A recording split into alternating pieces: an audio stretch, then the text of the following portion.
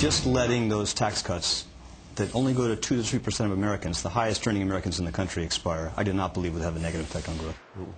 Okay, we'll find out, won't we? So is the Treasury Secretary's plan to get rid of President Bush's tax cuts in January really the best way to get a handle on the $500 billion deficit? With us right now is economist and New York State Senate GOP candidate David Malpass. David, welcome back. Hi, Brian. Good and to see you. You also cut your teeth with the Reagan administration, right? That's right. I was there at the beginning. We need an even bigger upheaval than we had in the Reagan administration to bring this country back on track.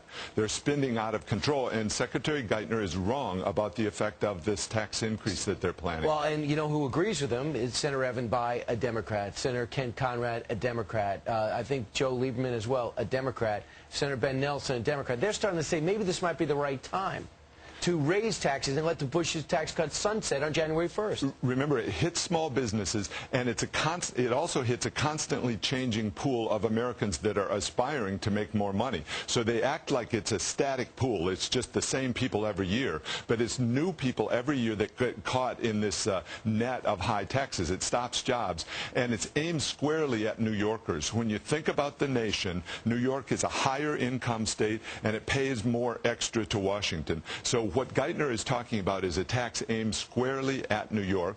Our senators should be up in arms today yelling at him to stop this because it's going to take people out of New York the way we've been suffering.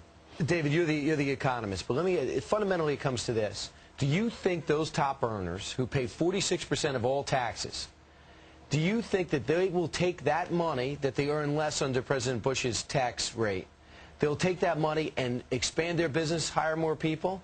Because the Democrats feel, I just want their money to put it back into paying off the debt or to have more social programs. Right. What proof do you have that they're going to spread their wealth and hire more people? Exactly. So they would not hire more people. 2/3 of small business profits right now are taxed at that top marginal rate. So what he's basically doing is aiming squarely at small businesses, innovators, and New York. It's the wrong way to go. And remember, Washington is spending, what they want to do is have a way to get more money into Washington, make it bigger and bigger, and then spend that money on an expansion of Washington. So whenever they're talking about saying tax the rich, what they mean is take all the money into Washington, D.C. and leave other parts of the country without jobs.